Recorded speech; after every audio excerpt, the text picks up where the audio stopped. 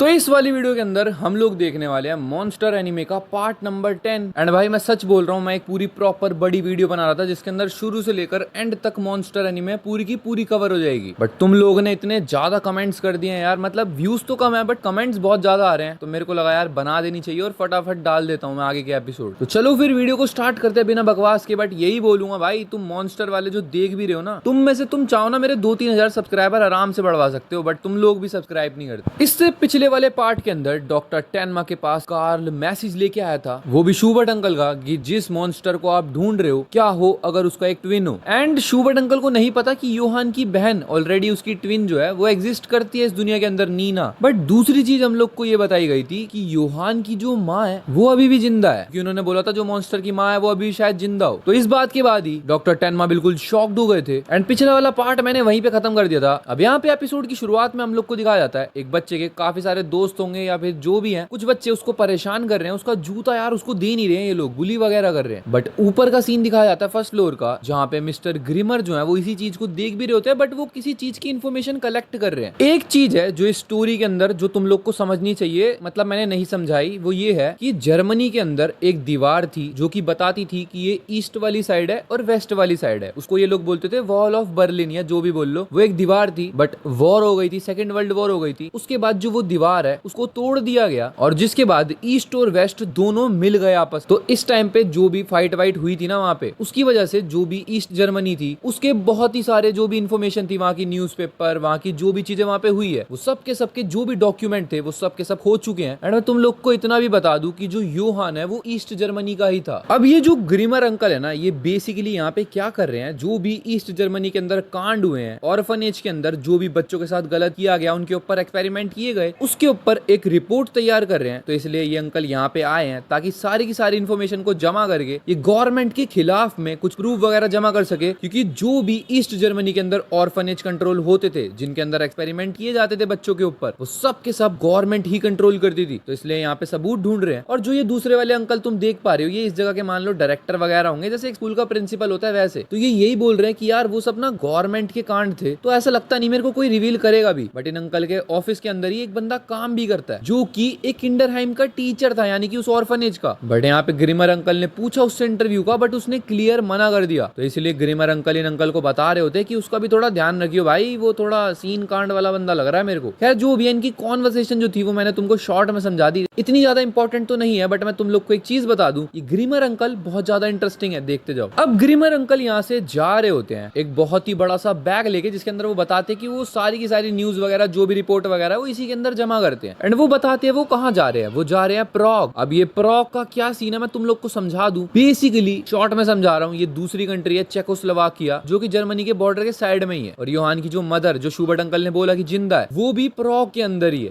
समझ रहे हो, चीजें कनेक्ट हो रही है, ये भी प्रॉग ही जा रहे हैं अंकल। एंड जब ग्रिमर अंकल यहाँ से जा रहे होते हैं तो वही वाला बच्चा रो रहा होता है जिसके जूते से उसके दोस्त खेल रहे थे। तो यहाँ पे ग्रिमर अंकल उसके पास जाते हैं, कहते हैं मैंने देखा यार तेरे दोस्त काफी ज्यादा तेरे को परेशान कर रहे थे। बट यहाँ पे वो क्या करते हैं, अपने जूते जो बहुत ज्यादा बड़े हैं साइज में, वो उसको पहना देते हैं छोटे बच्चे को। एंड यहाँ पे वो यही बोलते हैं कि भाई किसी इंसान को जूते की जरूरत नहीं है जीने के लिए, क्योंकि हम पैदा भी तो नंगे पैर ही हुए थे। भाई बातचीत तगड़ी लग रही है इनकी मेरे को, पता नहीं क्यों, बट ये बंदा मजेदार है बहुत ज्यादा। एंड जिसके बाद वो जाने लगते हैं, बट यहाँ पे बच्चा उनको जूते दे देता है और उसके मुंह पे एक स्माइल आ जाती है। तो यहाँ पे एक बढ़िया मूवमेंट भी आता है भाई इस एनीमे के अंदर। अभी सीन आता है ड्रेसडेन स्टेशन के ऊपर, जहाँ पे ग्रिमर अंकल है। मैं तुम लोग को बता दूं कि डॉक्टर टेनमा भी इस टाइम पे ड्रेसडेन स्टेशन के ऊपर ही है। वो मेरे को क्यों पता है, क्योंकि कार्ल अभी भी मैसेज लेके आया था डॉक्टर टेनमा के लिए, तब वो वहीं मिले थे ड्रेसडेन पे। एंड यहाँ पे पता नहीं कैसे कोइंसिडेंस सबके सब मैच हो रहे हैं, इन दोनों की जाने वाली जगह भी एक ही है। खैर यहाँ पे ग्रिमर अंकल के पास आके एक बंदा आता है, वो ग्रिमर अंकल को बोलने लगता है यार मेरी बहन बहुत ज्यादा बीमार है, मेरा पर्स वर्स सब खो चुका है, प्लीज मेरे को थोड़े पैसे की हेल्प कर दो। एंड यहाँ पे हम लोग को दिखाया जाता है ग्रिमर अंकल भाई बिना कुछ सोचे समझे कि वो बंदा झूठ बोल रहा होगा, क्या बोल रहा होगा, पैसे दे देते हैं। भाई ये बंदा जेन्युइन लग रहा है, हेल्प वेल्प कर रहा है यार लोगों की। बट यहाँ पे वो पैसे देके जब वो बंदा चला जाता है, तब एक अंकल आके ग्रिमर अंकल को यही बोलते हैं कि तेरे जैसे चोमुओं को ही ऐसे बंदे ढूंढते हैं। साफ साफ पता लग रहा था वो झूठ बोल रहा है, एक्टिंग कर रहा है, बट टिल तूने पैसे दे दिए। एंड यहाँ पे पता नहीं क्यों ऐसा लग रहा है कि ग्रिमर अंकल को समझ में आ रहा था एक्टिंग कर रहा है वो, बट टिल उन्होंने जानबूझ के पैसे दे दिए। भाई ये बंदा मिस्टीरियस भी है। भाई ये क्या सीन चल रहा है, जिस ट्रेन के अंदर बोगी के अंदर चढ़ रहे होते हैं ग्रिमर अंकल, उनका बैग फंस जाता है। एंड यहाँ पे उनके बैग की हेल्प करने के लिए आए टेनमा, डॉक्टर टेनमा। तो ये दोनों के दोनों ट्रेन में भी सेम ही जा रहे हैं। खैर डॉक्टर टेनमा की हेल्प लेने के के बाद ग्रिमर अंकल उनको थैंक यू बोलते हैं। डॉक्टर टेनमा जिस सीट के ऊपर जाके बैठते हैं वहीं पे साइड में ग्रिमर अंकल भी चले जाते हैं और वो उनके साथ ही जाके बैठ जाते हैं। अब यहाँ पे ग्रिमर अंकल डॉक्टर टेनमा से पूछते हैं कि वो कहाँ पे जा रहे हैं, तो वो बताते हैं कि वो प्रॉग जा रहे हैं। खैर यहाँ पे ग्रिमर अंकल बोलते हैं मेरे को देख के लग रहा है आपको कि आप जापानीज हो, जिसके बाद वो कोनिचिवा वगैरह बोलने लगते हैं। एंड यहाँ पे डॉक्टर टेनमा भी ठीक से बात कर रहे होते हैं, जिसके बाद ग्रिमर अंकल एकदम से गाना ही गाने लग जाते हैं और बोलते हैं मैं जापान गया हुआ हूँ। और यहाँ पे ग्रिमर अंकल ये भी बोलते हैं कि मैं जापान से अपने बेटे के लिए खिलौना भी लेके गया था जो उसको बहुत ज्यादा पसंद आया। तो यहाँ पे डॉक्टर टेनमा बोलते हैं कि यार जो आपका बेटा है वो इस टाइम पे कहाँ पे है। एंड यहाँ पे ग्रिमर अंकल बताते हैं कि उनका बेटा तो मर चुका है। खैर ये सुनकर काफी बुरा लगा, बट हम लोग को आगे दिखाया जाता है कि क्योंकि ये दूसरी कंट्री के अंदर जा रहा है, मैंने तुम्हें बोला ना चेकोस्लोवाकिया बॉर्डर कंट्री है, तो इन लोग को अब अपना पासपोर्ट दिखाना पड़ेगा ट्रेन के अंदर ही। तो बेसिकली एक बंदा आगे इनसे पासपोर्ट इनका लेके जाता है। अब यहाँ पे वो बंदा बेसिकली इनके पासपोर्ट चेक कर रहा होता है। जब ग्रिमर अंकल का होता तब तो ठीक है, बट तुम लोग को भी पता है डॉक्टर टेनमा इस टाइम पे जुगाड़ चल रहे हैं, तो वो अपना फेक पासपोर्ट देते हैं। वो बंदा थोड़ा शक जता रहा होता है, डॉक्टर टेनमा की फट भी रही होती है, बट अब कुछ भी नहीं कर सकते डॉक्टर टेनमा। तो यहाँ पे ग्रिमर अंकल बेवजह ही पता नहीं क्यों उस बंदे का ध्यान भटकाने लगते हैं। बोलते हैं रिवर वगैरह का सीन काफी तगड़ा चल रहा है, इसमें उफान आ जाते हैं कभी भी। यहाँ पे उस बंदे का ध्यान भटक जाता है एंड वो चेक करे बिना ही मतलब थोड़ा एकदम से जल्दी से डॉक्टर टेनमा को दे देता है उनका पासपोर्ट। बट यहाँ पे जैसे ही वो बंदा बाहर जाता है,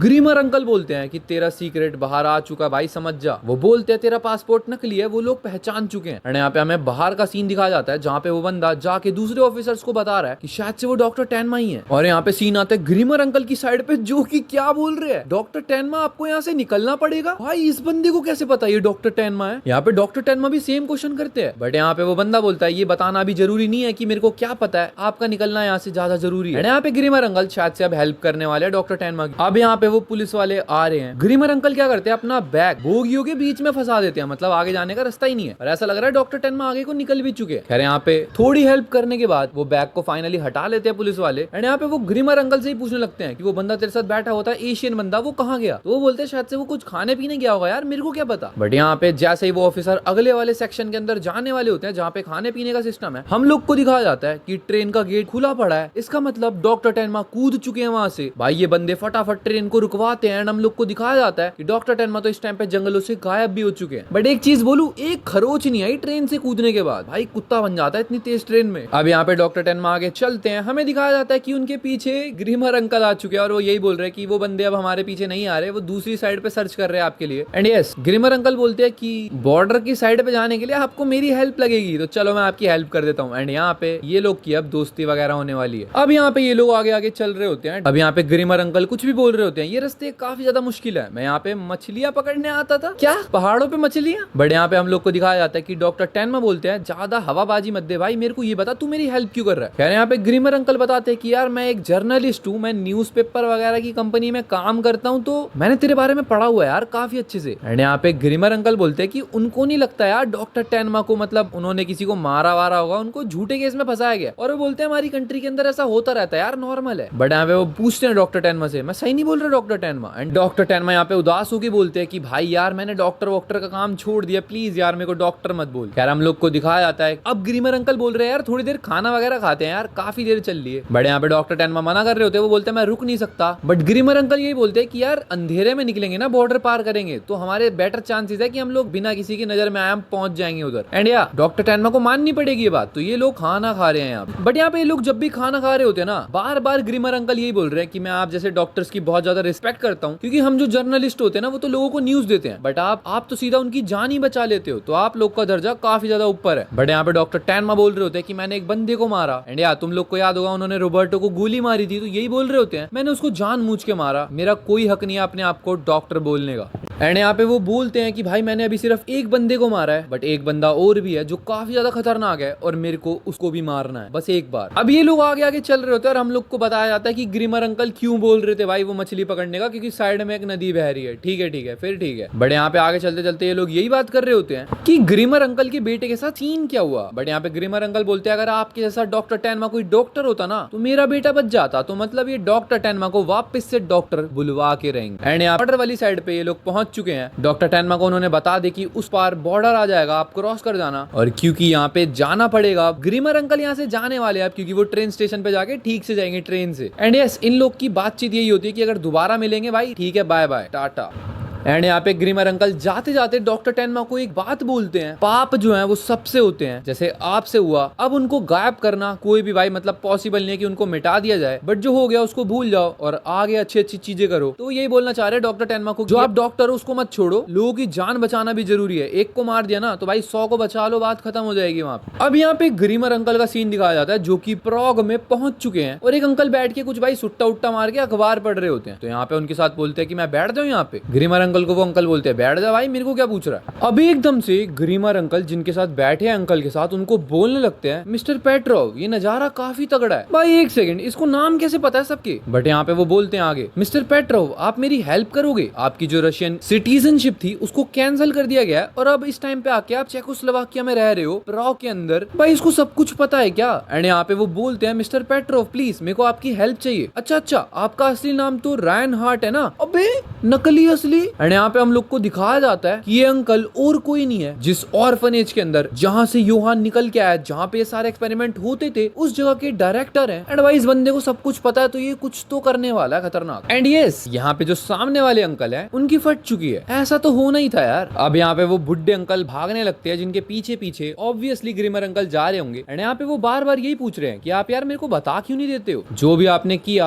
आप एक बहुत ही तगड़े साइकोलॉजिस्ट प्लस साइकेट्रिस्ट हो, तो आपका काम तो ब्रेन वॉशिंग करना था ना, तो आप ऑर्फनेज के अंदर क्या कर रहे थे, मतलब आपको तो कहीं और होना चाहिए। बट यहाँ पे वो बुढ़े अंकल बार बार बोल रहे हैं कि चले जा यार, क्यों दिमाग खा रहा है मेरा। बट यहाँ पे ग्रीमर अंकल बोलते हैं कि वो सारे डॉक्यूमेंट्स का क्या हुआ, जो भी आपने वहाँ पे एक्सपेरिमेंट करे थे उनका क्या हुआ। अब यहाँ पे ग्रीमर अंकल बोलते हैं मेरे को पता है आप क्या बोलने वाले हो, आप यही बोलोगे ना वो डाटा सारा का सारा दीवार गिरने की वजह से खत्म हो गया, जल गया। बट मेरे को पता है ऐसा कुछ भी नहीं है, क्योंकि वो ट्रेन के जरिए रशिया पहुंचा दिया गया था एंड पहले आप रशिया में ही थे। एंड मेरे को ऐसा लगता है कि भाई वहां का डाटा जिंदा है, इस बंदे को सब कुछ पता है, इसका मतलब डाटा जिंदा भी होगा भाई। तो ये बार बार यही रिक्वेस्ट कर रहे हैं उन बुड्ढे अंकल से, मेरे को बस डाटा दिखा दे, क्या एक्सपेरिमेंट के रिजल्ट रहे तेरे। बट यहाँ पे ग्रीमर अंकल अब शायद से थोड़ा ज्यादा बोल जाते हैं, वो उन अंकल को बोलने लगते हैं कि आपको बच्चों के दिमाग के साथ खेलकर कैसा लगा उनको यूज कर। एंड यहाँ पे वो अंकल गुस्से में जाके अपनी छड़ी से सीधा मुंह पे मारते हैं ग्रीमर अंकल के। खैर खून वून बह रहा है ग्रीमर अंकल के, बट यहाँ पे वो यही बोलते हैं अच्छा तो जो भी एक्सपेरिमेंट थे वो फेल हो गए। अब यहाँ पे ग्रीमर अंकल वही वाली बातें बताते हैं कि 1985 के अंदर जो भी वो 511 किंडरहाइम था उसकी बर्बादी हो गई, क्योंकि वहां पे जितने भी बच्चे थे उन्होंने आपस में एक दूसरे को जला दिया, यही बात बाहर आई थी ना। बट हम लोग को तो पता है कि योहान का कांड था वो सारा का सारा। बट ये अंकल बोलते हैं उस टाइम पे मैं उस जगह का डायरेक्टर नहीं था, तो इसलिए मेरे से कोई भी रिलेशन नहीं है उस जगह का। एंड यहाँ पे ग्रीमर अंकल ये बोलते हैं कि जब आप डायरेक्टर नहीं थे, जो भी डायरेक्टर बना उसको सबसे पहले मार दिया गया, जो भी वो लड़ाई हुई थी वहां पे सबसे पहले बदला हुआ डायरेक्टर ही मरा। बट ये अंकल बोलने लगते हैं कि अगर मैं होता ना डायरेक्टर तो वहां पे कोई मरता ही नहीं यार, क्योंकि जो मेरा एक्सपेरिमेंट था वो सक्सेसफुल रहा। एंड यहाँ पे ग्रीमर अंकल बोलते हैं फंस गया बेटा तू, फंस गया। अभी बोल रहा था तूने कोई एक्सपेरिमेंट नहीं करा, अब बोल रहा सक्सेस रहा, तो इसका मतलब डाटा भी वो कहीं ना कहीं तो होगा। एंड यहाँ पे वो बुड्ढा ये बोलने लगता है यार निकल जा यार, दिमाग मत खा, मेरी खोपड़ी में वैसे ही भेजा नहीं है, क्यों दिमाग खा रहा है। बट यहाँ पे ग्रीमर अंकल बोलते हैं सॉरी बुड्ढे, मैं तेरे को हर जगह जहाँ पे भी तू जाएगा फॉलो करने वाला हूँ। बट यहाँ पे जो भी होता है वो अंकल के 2 ग्रैंड किड्स आ जाते हैं, मतलब उनके पोते, एंड वो आके यही बोलने लगते हैं आप कहाँ पे थे। बट वो अंकल बोलते हैं कहीं नहीं, और वो यहाँ से जाने लगते हैं। जिसके बाद ग्रीमर अंकल यही सोच रहे होते हैं कि यार पहले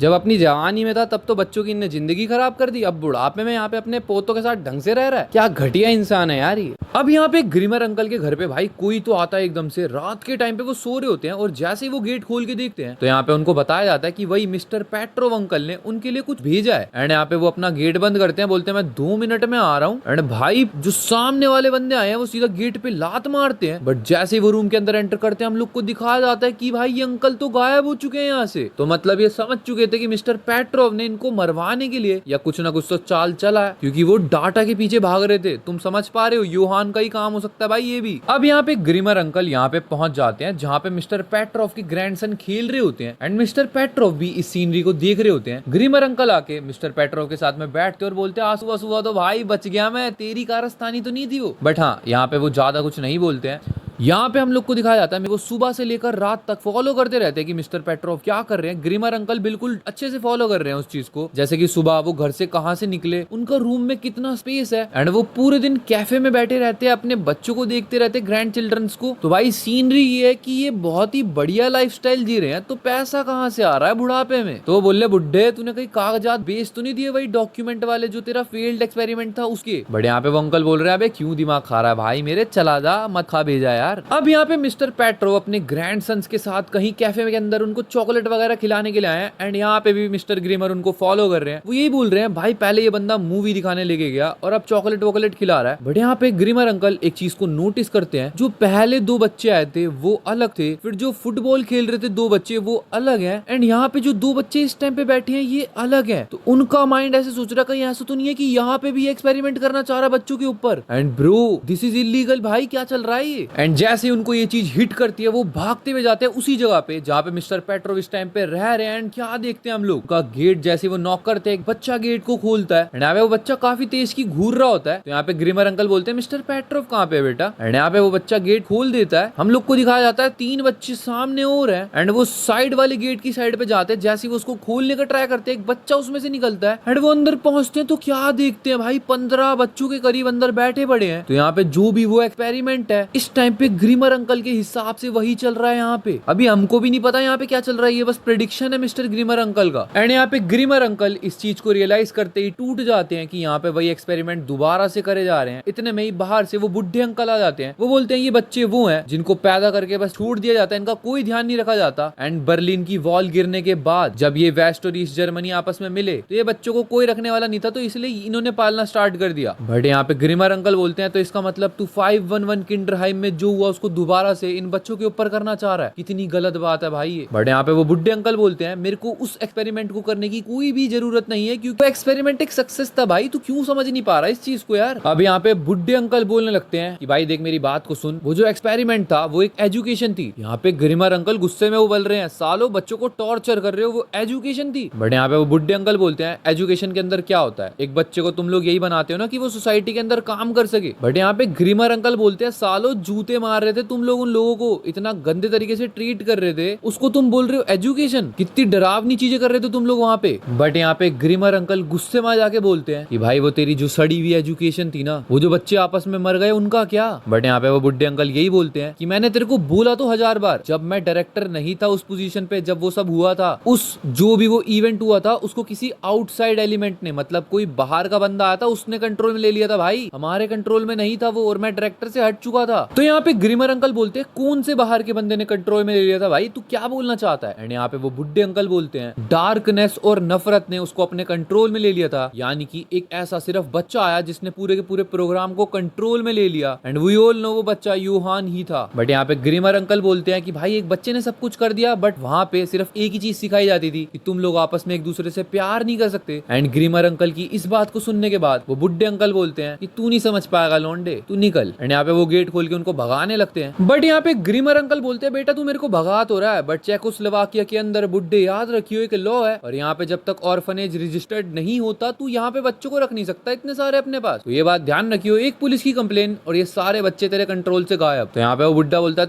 तू मेरे को धमका रहे क्या। बट यहाँ पे ग्रीमर अंकल बोलते हैं बच्चों यार तुम फुटबॉल खेलने चलोगे, फीफा चल रहा है लग रहा है, देख लिया उन्होंने, बट ये तो पहले का है। अब यहाँ पे सारे के सारे बच्चे फुटबॉल खेल रहे हैं। ग्रीमर अंकल यहाँ पे रुकते हैं, उनसे पूछते हैं देखो मेरे को तुमसे एक बात पूछनी है, अगर तुम लोग को उस घर के अंदर नहीं रहना, तुमको वहाँ पे अच्छा नहीं फील होता, तुम मेरे को बता दो, मैं तुम सब बच्चों को फ्री करवा दूंगा। बट वो बच्चे बोलते हैं नहीं नहीं हमें तो यहीं रहना है। यहाँ पे ग्रीमर अंकल को समझ में नहीं आता, बच्चे फुटबॉल खेलना चालू हो जाते हैं। अब फुटबॉल ग्रीमर अंकल की साइड पे आ रहा है, भाई ये बंदा फुटबॉल पे इतनी आसान से कंट्रोल नहीं ले पाया भाई, बहुत ईजी था यार ये तो। बट यहाँ पे ये गिर जाता है एंड हम लोग को दिखाया जाता है वो सारे के सारे बच्चे इस चीज का मजाक बना के हंस रहे हैं। तुम लोग को नहीं लग रहा है यहाँ पे एक चीज डिफरेंट है, 511 किंडरहाइम के बच्चे बहुत ज्यादा अलग थे, उनके अंदर नफरत थी, यहाँ पे तो ये बच्चे खुश हो रहे हैं, कहीं वो बुड्ढा गलत नहीं है यार, ऐसा लग रहा है। एंड इस चीज को जैसे ही ग्रीमर अंकल नोटिस करते हैं कि भाई वो सारे बच्चे अब दिल की गहराई से हंस रहे हैं, उनको सच में रियल में खुशी हो रही है, वो इस चीज को इमोशन को फील कर पा रहे हैं, तो इसका मतलब यहाँ पे इनके ऊपर एक्सपेरिमेंट नहीं हो रहा। वो भागते हुए जाते हैं उसी रूम के अंदर ताकि वो पूछ पाए पेट्रोव अंकल से कि क्या सिनेरियो है। वो अंकल पहुंचते हैं उस घर की साइड पे, बच्चे भी उनके पीछे पीछे भाग के जाते हैं, जहाँ पे बच्चे नोटिस करते हैं कि एक नीना फोर्टनर यहाँ से निकल रही है। ओके वो बच्चे देखकर बोलते हैं ये लड़की तो बहुत ज्यादा सुंदर है, बट वो चली जाती है इतने में। एंड जैसे ही ग्रीमर अंकल उस घर के अंदर घुसते हैं जहाँ पे पेट्रोव अंकल होंगे, उनसे पूछने के लिए कि भाई क्या सिनेरियो यहाँ पे, जो भी लेडी इन बच्चों के लिए खाना बनाती है उसको गोली मार के उड़ा दिया गया है। पहले तो ग्रीमर अंकल इस चीज को देखकर शॉक्ड हो जाते हैं एंड जैसे ही वो दूसरी साइड पर देखते हैं पेट्रोव अंकल का भी काम टपक चुका है। तो यहाँ पे कोई तो बंदा आया था, नीना फोर्टनर आई थी, डाटा का सिनेरियो भाई क्या चल रहा है यहाँ पे। अब यहाँ पे पेट्रोव अंकल तो मरने वाले हैं, बट स्टिल उनकी कुछ सांसें चल रही होती है, जहाँ पे वो बता जाते ग्रीमर अंकल को कि मेरे सेफ्टी डिपॉजिट एक बॉक्स है, उसके अंदर एक डाटा पड़ा है कि जो भी चाबी और कोड है वो मेरे थर्ड वाले ड्रॉर में मिल जाएगा, तेरे को पीछे यहाँ पे लगा पड़ा है। एंड तेरे को बस उस कैसेट को सुनना बहुत ज्यादा जरूरी है, क्योंकि भाई उसके अंदर एक बच्चा आया था जिसने